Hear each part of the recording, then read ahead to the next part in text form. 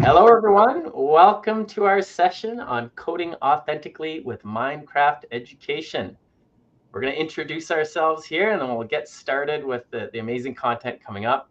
So my name is Stuart Gray and I'm coming to you today from Ottawa, Ontario, which is on unceded Anishinaabe Algonquin territory. And I'm an education technology consultant in Western Quebec and part of the Logix Academy team as well. And I'm going to let Sarah introduce herself here. Hello, so I'm Sarah. I do a number of things with Minecraft. In addition to the work that I do with Logix, with training and leading classes, I teach students in an after-school program, so I am actually a teacher who uses Minecraft. And then my primary role is as the coordinator of digital content and experiences at the Royal Ontario Museum in Toronto, where I've been in charge of building the ROM's Minecraft worlds for the last several years. So I've got lots of perspectives on Minecraft, and I am always excited to be able to talk about it. Great. Wanted to share just before we get started, if you've ever seen this resource before, native-land.ca is a great tool to learn more about the territory that you are on as well. We want to start off just as a little information. If you are new to these Logix Academy sessions, you can learn more about what Logix does at the website and social handle there. And again, there is a huge amount of amazing PD and content provided throughout the year for educators. So we encourage you to check out all the information and what Logix has to offer. This session and others, we want to mention that is coming with generous funding from Can Code. And so without that support, it'd be impossible to run these sessions. So we want to say a big thank you to Can Code for making this possible. So at this point, I'm going to pass it over to Sarah. I'm going to be monitoring the chat throughout. We want this to hopefully be an interactive and engaging session for you. So please, any questions you have, comments at any point, feel free to put in the chat, introduce yourself, and what your experience maybe with Minecraft is as well. And then we'll make sure to answer any questions that you might have. All right. So I am going to pop this banner up real quick. So if you need to get the slides, you can get them there. So we are going to be going through these 5 pieces of code today. And we're going to be going at a certain pace because I want to be able to get through them and maybe a bonus at the end. But on that slide deck, you'll be able to have a reference for working forms of that code. So that may be helpful for a lot of you. So we'll leave that up for a little bit. And yeah, so we're going to be basically using code to build a fort. And I'm just going to do a little bit of a background on why. So the idea of coding authentically, we use coding in Minecraft a lot for many, many, many different things. I have done so many sessions of hour of code with people, and those are great. But sometimes you'll run into some students who may be a bit hesitant on the buy-in because they don't see the point. Why am I learning this? I don't really care. I just want to go into Minecraft and build things. And I actually had a class of students like that. So this was our spawn for the first season of our Saturday club, which was called Focus Craft. And this is actually, ironically, the screenshot that I have is the one thing that we didn't build. We borrowed this from the lesson library in Minecraft education. But they were big builders. That was their jam. We just, over the course of 4 years, created an entire community that we would hang out in. And they wanted to build stuff really, really big. That was the cool thing. And that could take forever when you're doing it block by block. So one of the things that I started to teach them was code. And I had a lot of students who were really, really slow on the buy-in. They're like, well, I don't want to use code. I just want to build. Oh, I'm not a coder. I'm not a redstoner. I can't do command blocks. I can't do this. And I'm like, okay, bear with me. I'm going to teach you some things, and I think they're really going to help. So that's what these 5 pieces of code are. They're kind of the foundations of kind of the main things that you're going to want to do with building. And then you can play with them and you can do a whole bunch of variations on them. But these 5 are going to get you a really, really long way. And so if you would like to play along, you can. The nice thing about these sessions is you can actually pause and rewind them. So if I am going at a different pace, that is okay. You can always pause if you need to. And you can always refer back to the slide decks as well for reference for all of these pieces of code.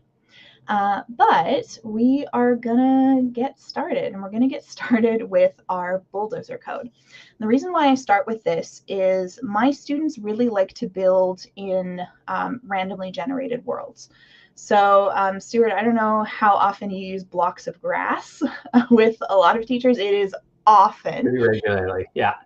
And it's usually what we go to when we're starting off the world. The thing about my students, and my students at this level where they start to get really picky about how their build looks, is that the blocks of grass world, it's great because you can see everything and there's no distractions, but it doesn't look very realistic. So if you're using Minecraft in one of the ways that we use it often, which is kind of where you would use a model or a diorama to reflect learning.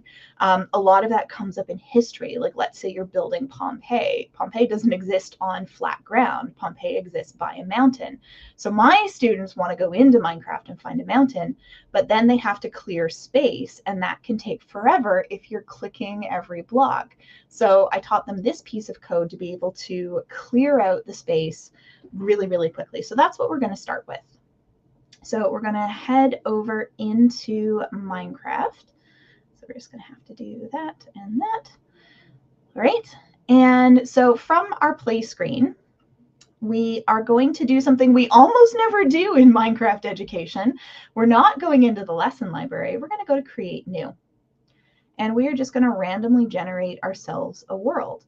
And I will usually have my students give this a name, like if I'm using it to teach them code, which I do quite frequently, this is going to be Sarah's Code Testing World.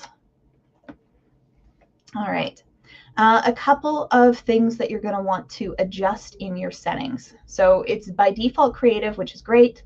Peaceful, which is great. We don't want hostile mob spawning and getting in the way of our build. We can always change that later. But we're going to scroll down a little bit because there's a couple things I like to tweak. I like to put show coordinates on, and I'll talk about why. It actually does help us with the building quite a lot. I am going to, just for the sake of my sanity, turn fire spread and TNT explosions off. Nothing is worse than building like an entire wooden fort and having it struck by lightning and burning down. So fire spread and TNT off. And then I'm going to keep scrolling down. I'm going to turn it on to always day so that I don't have to worry about that day-night cycle. I can always change it back later if I want to. And I'm going to turn weather cycle off because rain gets very annoying when you're trying to build. So those are kind of the first little things that I've done. Again, just to review, I've turned show coordinates on. I've turned fire spread and TNT off. I have turned always day on. I have turned the weather cycle off. And from there, that's really all you need. And we're going to create our world. And so the instructions that I give my students is I want you to find a big kind of sort of flat area to build in, hopefully near some water. And then we're just going to fly around and find it. Because this is a randomly generated seed, everybody's going to be different. So this lets you think about, okay, what are you building? What is kind of the right area for it? And you just can fly around a little bit until you find a space that is going to work for you. Now, I do see a lot of flat land in and around these trees, which is going to work, I think, pretty well for our purposes. So I think we are going to start here. And we've got our water there. We have some nice flat space here. There's a lot of trees in the way, though. And originally, what my students would have to do is break the trunk and then wait for the leaves to despawn. That gets really annoying. They'd always ask me if they could use TNT. And I'm like, no, that's going to make your landscape problem worse if you use TNT. Let's use code. And they're like, oh, and I'm like, no, no, no. Trust me, you're going to love this. So we're going to do that. We're going to open up our code builder. We do that by pushing C. If you're on a touch screen, it's the little button that looks like our agent, who is our code helper. If C doesn't work, there is a bug that we know shows up sometimes if you have updated Minecraft.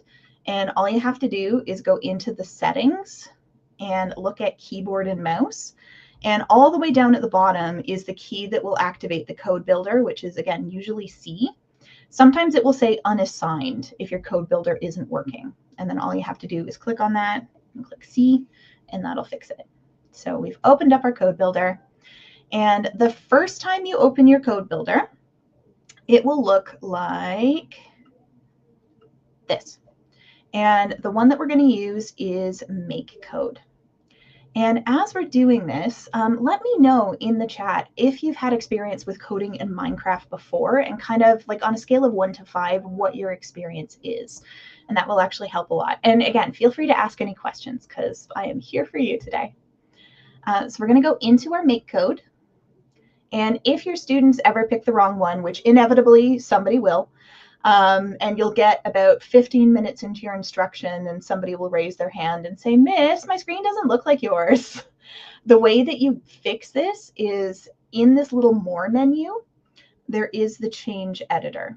And that's how you reset and get back into make code. Sometimes, depending on the code builder, this won't be in the more menu. This will be up at the top. But you just want to look for the little icon that looks like a checklist, and that's what we're looking for.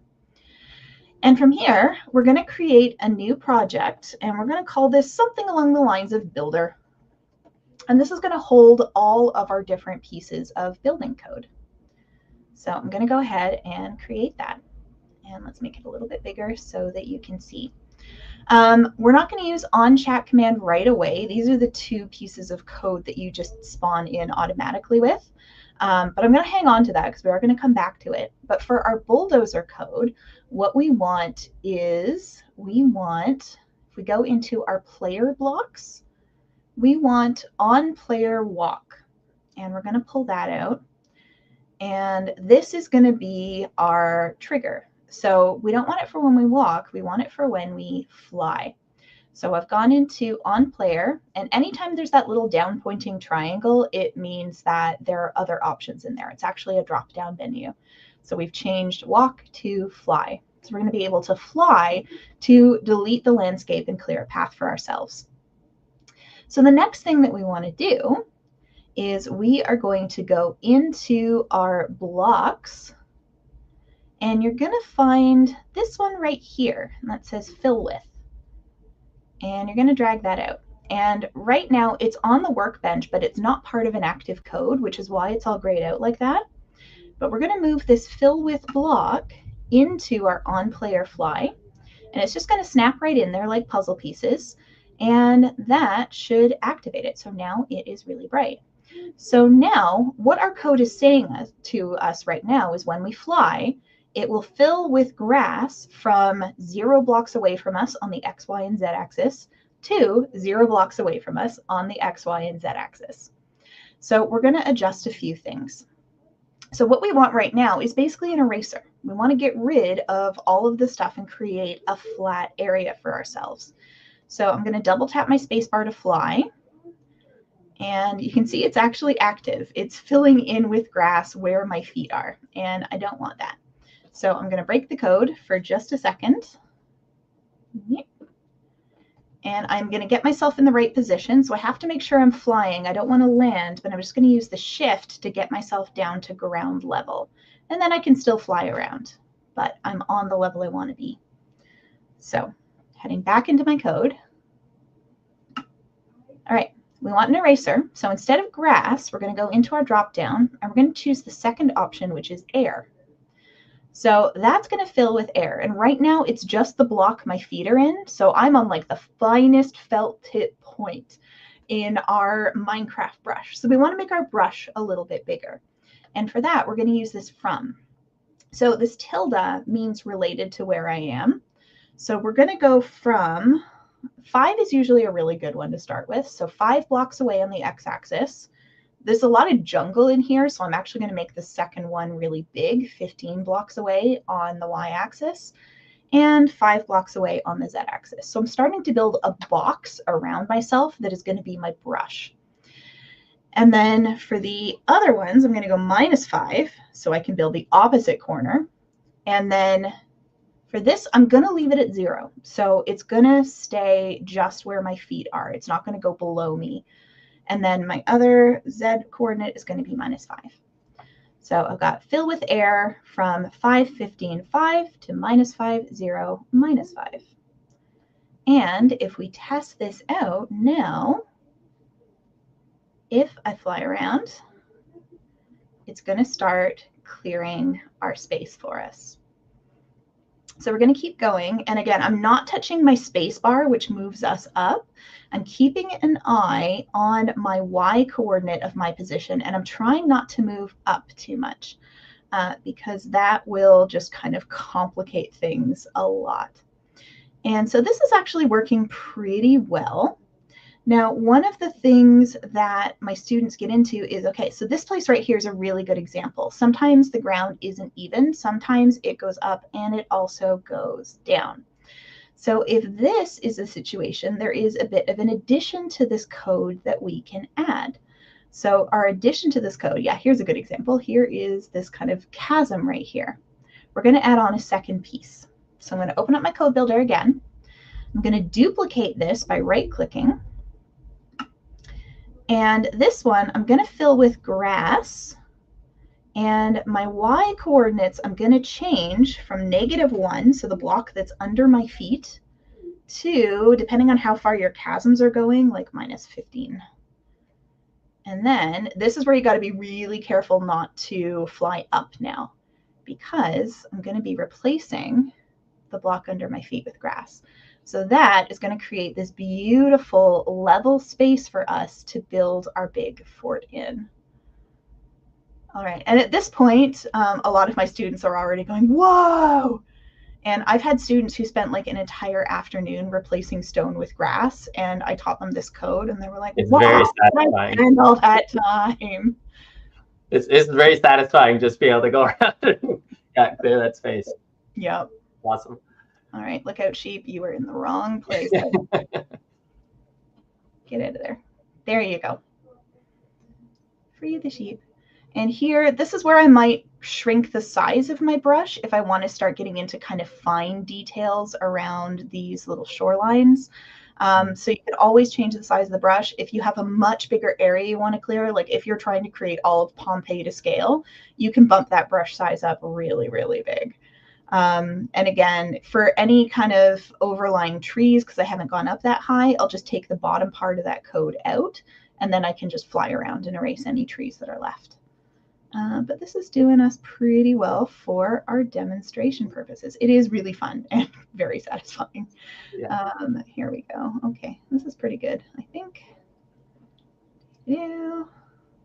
It's going to come back a little bit because I do know I want to leave a bit of space in the middle to be able to create another very large structure. But this is looking pretty good, I think. So I'm just going to come back over here, seal this one off so that nobody falls into anything. And I'm going to try and create a bit of a gradation in here. And then for landscaping, for your kind of more advanced students who don't like these big cliffs, you can start doing things like, I'm going to go up, I'm going to watch my Y value, and I'm going to go up to block 69 and then fly around some more. So I'm starting to create a little bit of landscaping going here. And then I can come up to level 70 and I can fly around a little bit more. So it just starts to create these levels. But this is getting kind of really finicky. And there is going to be, I think, all we need to get ourselves started. So I'm going to break the code. Otherwise, when we fly, we're just going to keep erasing things, and we don't want that. And again, if there's any trees or anything left, you can always just put the first part back in. One of the really neat things about these code blocks is you can also add comments to them. So if your students are just learning and trying to remember, like this is the eraser block. So they can remember what this code actually does as they are working on it. You can always just pop that up there. So that can be a really handy thing too, but I'm going to break it for now. And now we have this big space to work with, which is great. We do have this one tree. I might erase it later, but we're doing pretty well. Okay, so that is our bulldozer code. So again, the notes, watch the Y coordinate, especially if you have the second block in there. But from there, we are going to make the walls for our fort. And this is a code that I use when I have a big irregular space like the one that we're working in. And I just want to make a border wall that's going to enclose our whole area where we can put all of the buildings with our fort. So I'm going to show you how to build this one. It does help if you have the time to start with a foundation. So if you're really specific about where you want these walls to go, you can build the foundation just 1 block tall, usually in something really bright like wool so that it's easy to see. And you'll see how you can use this code to just replace the foundation. But for now, we're going to freehand it a little bit because, again, this is the code that you use for sort of more irregularly shaped structures. So the only big note is that if students are doing this again with another type of wall, I'll often caution them to create a second command like wall 2, because it can, if you haven't broken it or interrupted the code correctly, connect the last wall you built with this code with wherever your feet are when you try and run it again. And I have had students draw a wall across our entire world before. So that's why I always just encourage them to make a second one if they are going to do it again. So just watch out for that. So let's hop back over into Minecraft and let's find where we want this wall to start. So we are going to start it, I think, over here. All right, this is a good spot. Okay, so I am going to create a chat command for wall. I'm going to leave my little bulldozer blocks over here unconnected, but they're there if I need them. I'm just going to move this down here. So this is going to be wall. So with our chat commands, this is when we say something in our game chat, it will run whatever code we put into these blocks. And the way that I always kind of set this up with my students is I talk about my sister's dog, who is adorable. It's a golden doodle, and he's a very, very good boy. And if I say to him, fetch, he knows some stuff to do. But he doesn't actually understand English. He doesn't know what the word fetch means, but what is it that he does? And I have the students tell me, like, oh, he goes and he runs after the ball, and then he picks up the ball, and then he runs back, and then he drops the ball. And I'm like, yeah, so there's 4 code blocks that we've programmed Rigby to do when we say this command word. That's what we're going to be doing with our agent. So I have different command words for different commands, just like fetch, sit, lie down, roll over. And I always encourage my students to have a word that relates to what it is they want to do. And I do this because I had students who got in the habit of just creating codes called 1 and 2 and 3 that were easier to type into the chat, but then they would forget what those codes were. And there were a lot of very large scale mistakes that were very difficult to undo. And then the other kind of note on this is keep them 1 word only. It gets very confused if you have 2 words in chat as your command trigger. So we've got wall. And for this one, we're actually going to go into the advanced blocks. And there's a category called builder. It's bright pink. It's hard to miss. And there's 2 builder blocks that we're going to get. We're going to get builder teleport 2. And there's our relative positioning again. This one we're going to leave it because we are using our feet to mark where we want it to build the wall from. And then the other one we're going to get, we got to scroll down until the 3rd kind of chunk of code blocks. And that's going to be builder raise wall from mark. And we have 2 things we can change on this one. One is the material our wall surrounding our fort is going to be made out of. And the other one is how high we want that wall to be. So materials, normally you'll see when we get into it, I actually start encouraging people to do the code with materials that are not going to be the final material, but are something you would never, ever build with. And I'll explain more about why when we get in there. But we're not going to be too near the walls, so we should be okay with picking just a normal block for that. So let's make our walls out of some kind of log. And we got a few options here. I think spruce is a really nice one. So let's go with the strip spruce log. And let's make this wall fairly high. Let's make this wall 15 blocks high. So we've gotten these 2 blocks. And the only thing we changed is what we're making the wall out of and how high we want it to be. So then we can run the code. Nothing's going to happen until we put that command trigger in. So we're going to, again, yeah, I'm in the right place here. Oh, Panda, you do not want to be here right now. Okay, so not very impressive yet. My students are always like, oh, that's it? I'm like, oh, just wait. So we're going to try and line ourselves up here, and we're going to type wall again. My favorite shortcut is if you push up on your keyboard, it'll put in the last thing you type, so you don't have to type it again. Boop. And this is where you get a lot of, whoa! And you just keep walking around the area. Every time you come to sort of a corner like this, you just type wall again, and it will continue to connect this wall to your feet. It doesn't care about straight lines. It'll go wherever you go, and it will follow you. So we're just gonna keep filling in this border wall.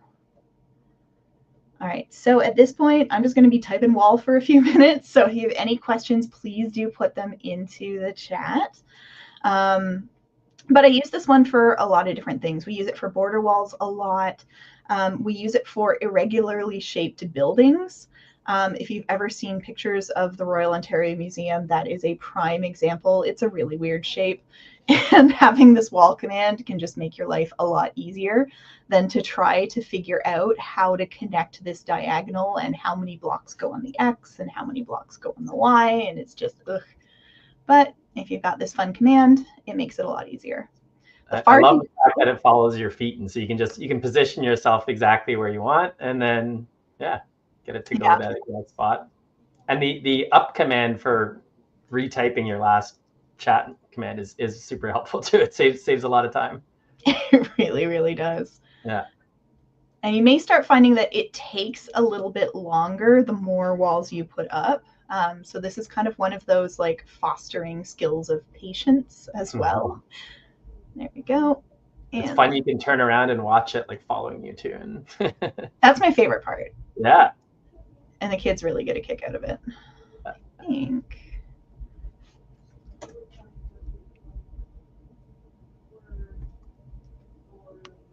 Come on, Wall. You can do it. Whee! Oh, Parrot, you're in the wrong place. Oh, it lived. Good. All right. Well, we're getting close. I might be enclosing some animals into my action. Creating a zoo here. Okay, and over. There you go. I like Michael just said in the chat. He just went, whoa.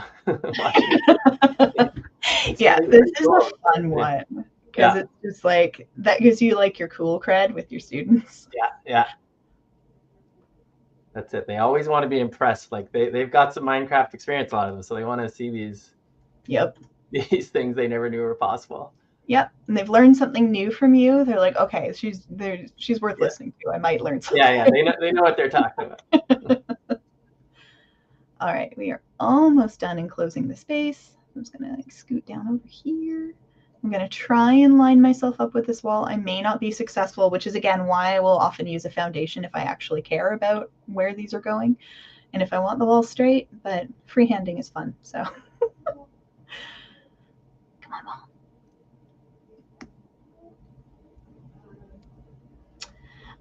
Amy, do I have students create their own worlds or do I create the worlds and then host? It depends on the project. So if, for example, I'm having my students create dioramas of like Pompeii, is a good example. I might do that one in small groups. So I would have students create their own world and then have one kind of more experienced student host the world and have everyone else in. If you are coding in multiplayer, the only thing is when you go to host, you'll have to make sure that the people who join your world are in operator mode with the crown. They'll join automatically as members and you have to click on that and change it. Because you won't be able, most of the time, you won't be able to run the code builder if you're a member. But, oh, I broke it, and that's why. Ugh, whoops. Let's see if I can fix it.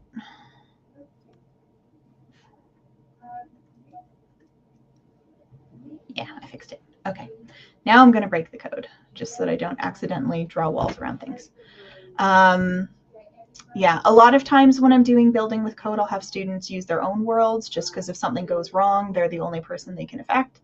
I will often, if we're doing code building in a world that we have already put a lot of work into, I will copy that world. I will export it before we start working just so that I have a backup just in case things go wrong. All right. So that is our walls enclosing our fort area. So now we get to have fun building some big buildings in here. So that's the next thing we are going to be taking a look at. All right, so making buildings. And this is where I get into using the weird blocks because, again, we're going to be putting a whole bunch of buildings in here. And they're isn't really an undo button with our code, but there is a way to erase things. But if all of your blocks are of the same material, it gets a lot harder to do if you only want to erase the last thing you built, which is why I start with weird blocks. And then I'm going to show you a repaint command to change those into something more like what I want to build with. Yes, Amy, with the host being away, I am in the habit of having a library on Teams because that's what we work with. And anytime students work, I have drilled into them that they must upload a copy of the world with today's date into the library so that if the regular host is away, they can go in and get the last copy of the world. It means they can also work on it at home as well because it's a virtual school and that happens. But yeah, always, like I am, the new cloud backup feature in Minecraft Education is a lifesaver for, those classes who are working on Chromebooks and the Chromebooks are programmed to automatically power wash and they delete everybody's world. The cloud backup has saved that, but I still manually update different versions of my world just so that I know I have a working copy, because I do a lot of work with stuff that will just break a world if you do it wrong. So I keep having those backup copies as well, just in case. And it's something that I encourage my students to do as well. All right, so, all right, let's get into it. And again, you have the link to these. We can throw that banner up one more time for those who joined a little bit late. There it is. This has all of the code in it, so you can always use that for reference as well. But there we go. We're going to make a building. And for that, we're going to use our fill block again. So for this one, I am going to get a new chat command block. And we're going to call this one, let's say we want to make a barn. We'll call this one barn. And for this one, we're going to get that fill block again. So if we go into blocks, we've got our fill block. And this time, before I do anything else, I'm going to do a tester. So I'm going to do 1, 1, and 1 to 0, 0, 0. This is going to tell me what corner of the building I'm at so that I don't have to fuss around with negatives along the axis. I can just position myself at kind of the bottom corner of the building and just build out from where I am. So that's why I always do this little tester just to be sure. So let's see. I think I want to be kind of in this corner, but I'm going to test with barn. Okay, so I need to be basically in, if I want my barn to fill up this area, I need to be in this corner, I think. And I'm just going to run my test again. Yep, correct. All right, so I am in the right place. Now I can just use positives. So I'm going to mark where I want to start just so I can come back to it easily. I'm just going to throw some mangrove planks down there. Okay, and I'm going to take a look at my coordinates. So my Z, I'm on minus 180. 10, 20, 30, 40. I can probably get away with 40 blocks along the Z. So we want to build big. So I'm doing some quick math with my coordinates. This is where your Cartesian coordinates are your friends. And right now I'm at about 90-ish. So I can probably get away with 40 along the x-axis and 30 along the z-axis. Wait. 30 along the x, 40 along the z. Yeah, yeah. Okay. There. You can get super precise too if you need to, but again, for purposes of our demo, I am eyeballing. So we're going to create a giant rectangle. And we said 30 along the x and 40 blocks along the z-axis. So again, this is going to build it from 30 blocks away from where I'm standing on the x-axis and 40 blocks away from where I'm standing on the z-axis. And then let's make a y value as well. And let's make this building pretty tall. So let's make it maybe not quite as high as our walls. Let's make it 12 blocks tall. And then it's going to be to my feet. 0, 0, 0. 0 blocks away from me on the x, 0 blocks away from me on the y, 0 blocks away from me on the z. I am going to change the material. And again, this is where I change it to something that I would never, ever, ever build with. So let's go with diamond blocks. And we're going to change that later, but this helps us mark where our different buildings are. And then the final thing that we have to change is we are going to change replace to either hollow or outline. They're very similar. They're going to make a box instead of a solid chunk that you have to hollow out. But hollow will replace with air everything that's inside the box. So if you're trying to, for example, build a bunker in the side of a hill, you are going to want hollow. Outline will leave whatever is in there. So outline is actually what I use when I'm building geodes with code with students, because we'll often build the outside first and then work our way in. And if we had it on hollow, it would just keep deleting things as it moved out. So we want, right now, doesn't really matter, we'll do hollow. And that is our barn code. And we hope it works. It may go wrong, but we have contingency plans if it does. So we're going to give it a test. Barn. Boop. Ha! All right, and we've got it hollow inside. Okay, we have a step up, which I might not like. So I might want my barn level. I don't want my horses to trip. So I'm going to go in here, and I'm going to run the code again, except I am going to drop it down by 1. So it will start under my feet. If I run it again, and I push barn again, zoop, here we go. And we should have now a barn that we can walk into without having a step up. So that's our barn. And we can add details and we can change things and fix the roof later. But that would have taken a very long time to build by hand. And we just did it instantly. And that is the second time my students are like, "Wow, why did I spend all that time putting all those blocks down?" Like, listen to me next time. All right, so that is our big building. And we can do that with all of our little buildings that are around this complex, and we can add more things in. Again, I will change the block so that if I need to edit something with our erase tool, which is basically the bulldozer tool, it means that I won't accidentally erase something else. So now we're going to get fancy. We're going to make a tower. This is a slightly more complex piece of code, but we are going to use variables, which are really fun. So for my tower, I want it to be kind of on the corner.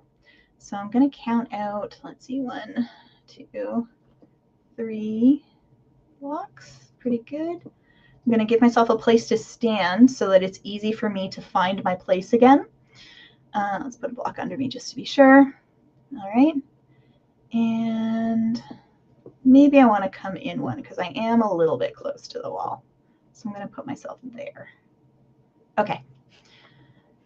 All right. So we've got a position for our tower. And we're going to open up our code builder. There we go. And we're going to get a new command. So again, my builder code will have tons and tons of commands in it. This one's going to be tower. Okay. So for this one, building circles in Minecraft, like Stuart, I don't know your experience, but it is a nightmare. I was using graph paper. Bad. Then I discovered in your advanced blocks, there's a shapes. So you can get Minecraft to build a circle for you. So that is going to be the main part of our tower, is this circle. The center of it is going to be kind of where we are. So where you're standing is really important. That's why I've marked that spot for myself. It is really important while this code is running not to move, because every time it checks the code, it's going to be where you are. And if you start like flying up and off to the side, you will build the Leaning Tower of Pisa. So things we want to change. We want to change our starting block, and we want to make it a weird one. So this one's going to be emerald. I'm going to stick with the gemstones. Would never build out of that normally. Center we're going to come back to. Radius 5. 5 isn't bad. I'm going to go with 6 just to make a slightly bigger tower. This part's really important. Right now it's going to be building this circle around the x-axis. Only do this if you want a tunnel. If you want a tower, you got to change that to a y. And then once again, we have to choose if we want hollow or outline. And that is really up to you. It's basically, do you want this corner of the building sticking into your tower, or do you want the tower to cut out a part of that building? If you want it to cut out, like I think I might, you want hollow. So we're almost there, but this is going to build a circle. And if we wanted to build a tower of 20 blocks, we'd have to go up one on the Y and run it again, and up one on the Y and run it again, and up one. That's boring and really monotonous. So we're going to get Minecraft to do that for us. So we're going to go into the variables, and we're going to make a variable. We're going to call it tower or height or whatever you want to call it, just so that you remember what it is. Okay, and we're going to take where it says tower, and you're going to drag that over into the Y value. So we've got 0, tower, 0. So again, we went into variables, we made a variable, and then we took that variable and plonked it into the Y value. We're almost done, but there's one other thing we want to do, and that is we're going to go into our loops. And this is our thing that says, okay, do that again, do it again, do it again, do it again. And now, because we've created that variable, we have this loop block right here. So we're going to pull that over. And then we're going to change index to tower. So we've got tower, tower, they got to match. And then you just decide how high you want it to be. Let's say we want this, 25 is really big. Let's make it 20. Otherwise, we're going to be here forever. And that is your tower code. So if we go ahead and rerun this one, and I always say, hands off the keyboard, just look up, you'll see when the tower's done. But it's going to build our tower for us. And I'm going to break the door in there so that I don't lose it. And because we chose hollow, it is carving it out of the side of the building. Depending on the overlap, you may want to go a different way, but this was kind of working for us. So I'm going to leave it there. And it's just going to keep going, and it's going to keep building till it's done. Now, Minecraft does do this weird thing with its circle math, that it has this one block kind of sticking out the sides of the circle. That can look a little weird. I know a lot of people don't like it. So my students will often just, when this is done, really quickly destroy that little bit and rebuild it in line with the others. And that's perfectly fine. It's a lot easier to do that than to try and freehand a circle. So that looks like it's done. So I can fly now, and I can see that I now have this really cool tower next to my barn. So that could be my silo. So that is our second really cool piece of making buildings with code. So the last little bit is the repainting or the erasing. And this is, again, why we use the weird blocks. So let's say we didn't like this tower. Let's say we wanted it, it was too big. We wanted it one smaller. Rather than breaking everything, we can use this repaint or erase command to fix it. So I'll start with erase, and then I'll go to repaint.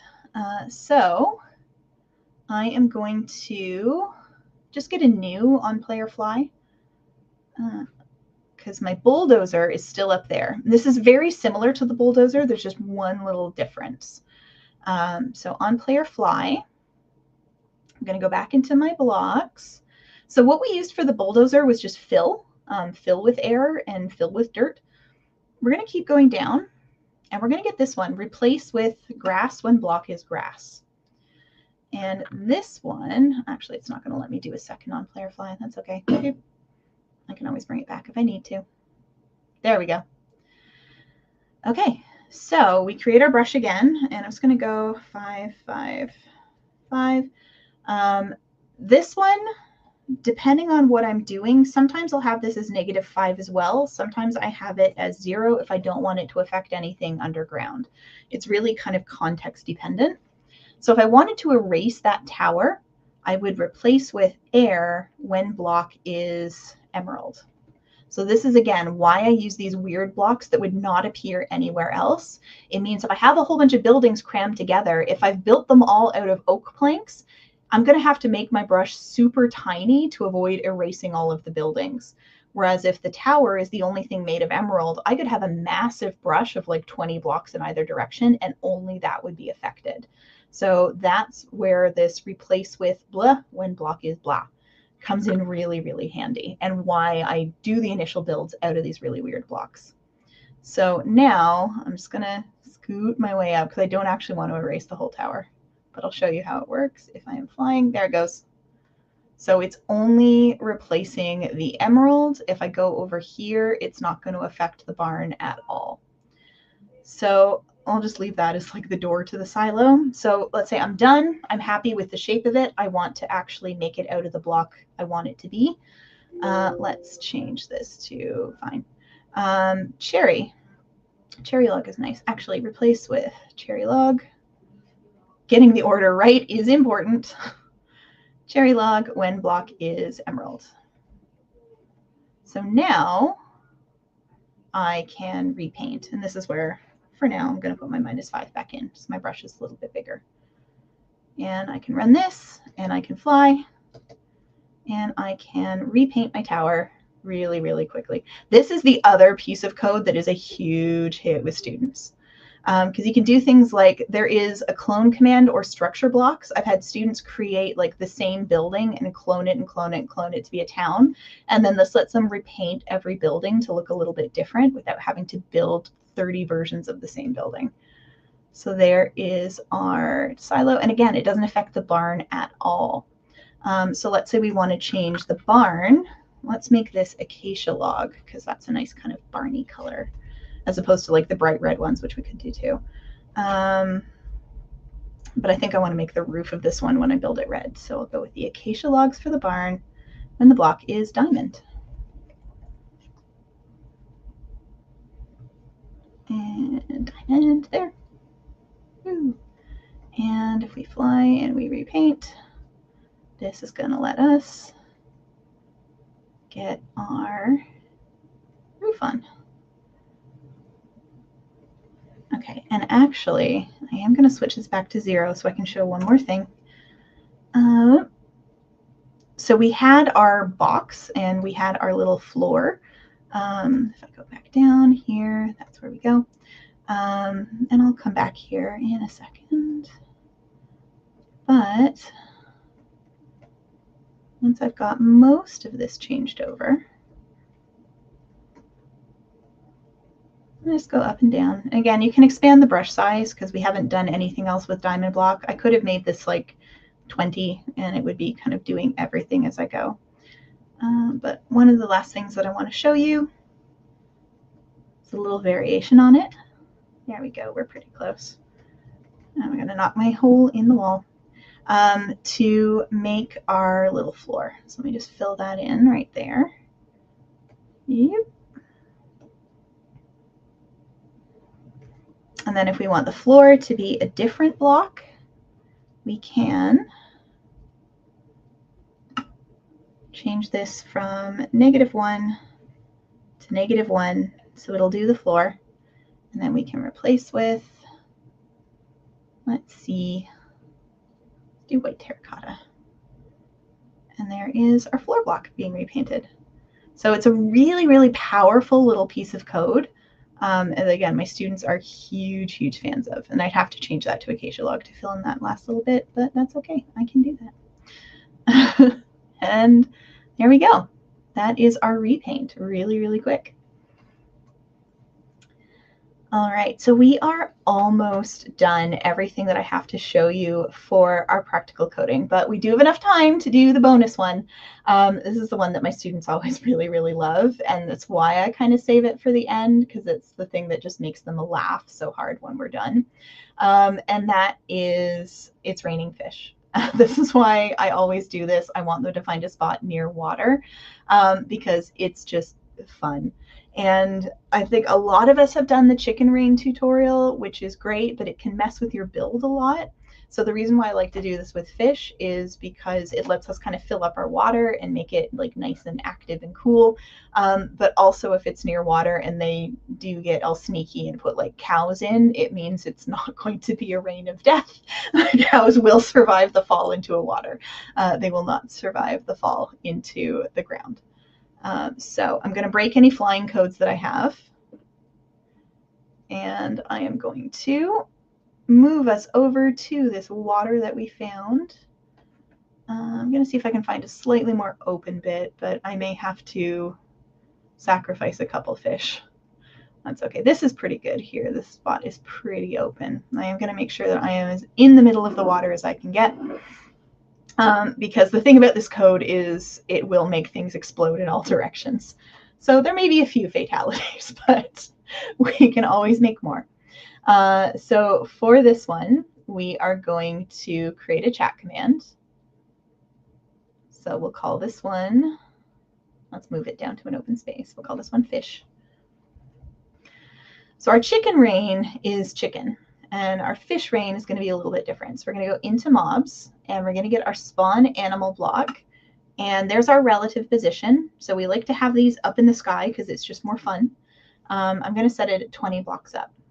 And my first animal is going to be the tropical fish because they're pretty. Then I'm going to go for some more ocean stuff. I'm going to add a sea turtle. I'm going to, could be some major carnage, but I am going to add a dolphin. Let's see, what else have we got that swims? There's a few more. We can have some glow squid. Those are cool. Let's add a glow squid. And let's add some salmon. Yeah, we can add some salmon. Can I find the salmon egg? Yes, there it is. All right, so we've got 5 types of aquatic swimmy things.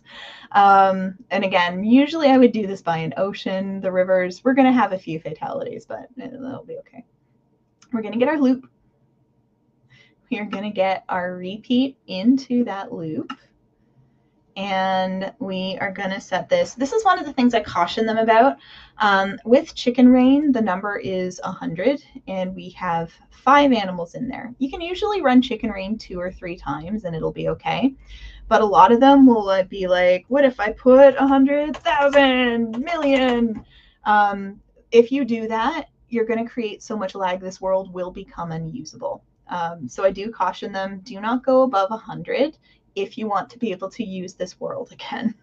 If you want to lose all of your work, go for it. But you will crash the world and you won't be able to play in it anymore. So let's go ahead and let's run this code. So run fish.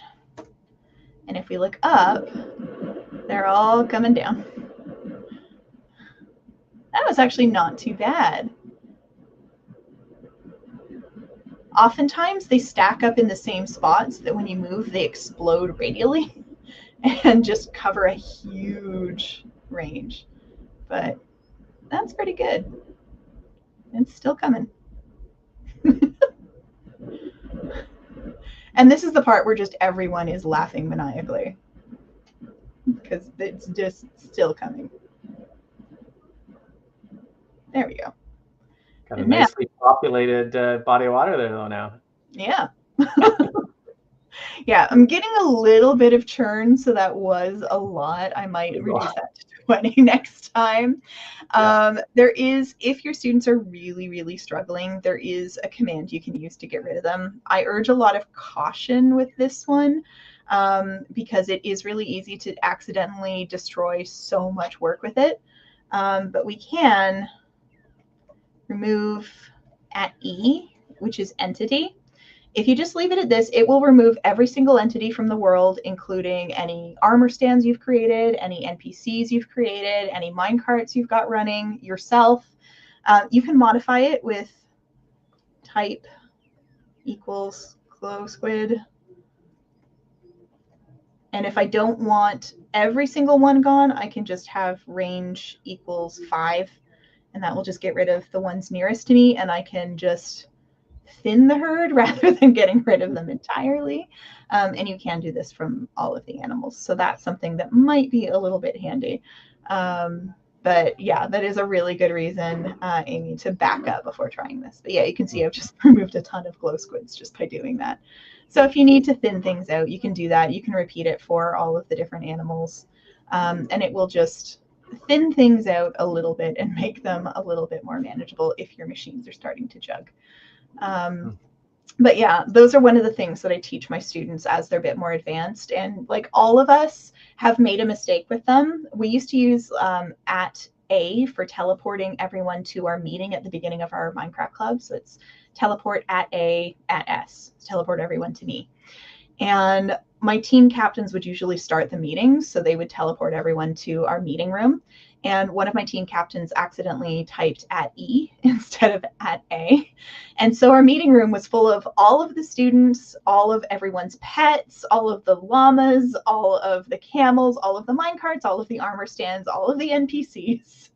And he was just so devastated until we explained that like everyone has done this at least once, and we turned the day into like a project to fix everything.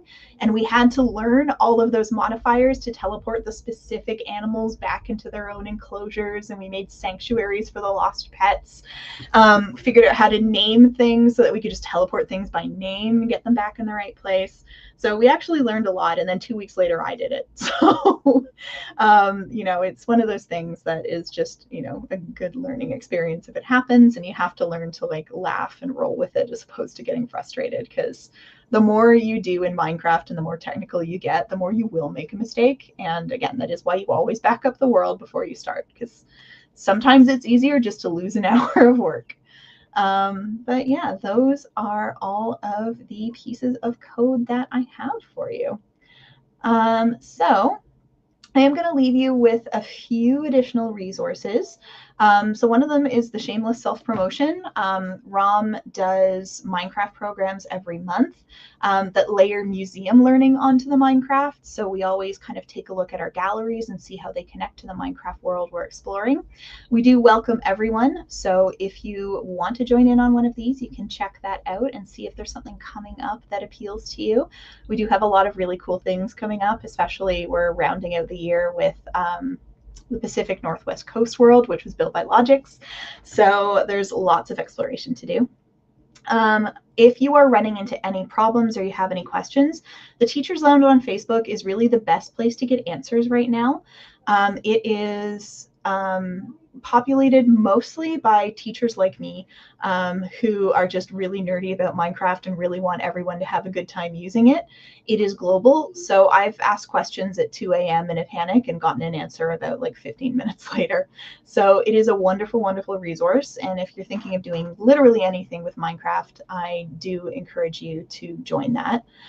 If you have more technical questions, there's a link to how to open a support ticket with Minecraft Education directly. I have found that they are really responsive. I usually get a response from them in about 30 minutes or so. And then the last two links on there are YouTube channels from me and Dan Noble, who you may have seen in earlier sessions in the first two. So we started making videos because we found there are a billion YouTube tutorials on Minecraft, usually done by 12-year-old British boys. But there are almost none on Minecraft education. So we just started making videos to fill that gap. And we have very complementary skill sets. So we tend to cover things that the other one doesn't. And we also take requests. So if there's anything you want to know how to do and it's not on there, please do let us know and we will happily do that for you. Or you can ask Logix for lessons, because they will do custom lessons for you and professional development as well. So thank you, Stuart, for putting that link into the chat. There is a link to our feedback form. If you can just take the last couple minutes of this session to fill that out, we would really appreciate it.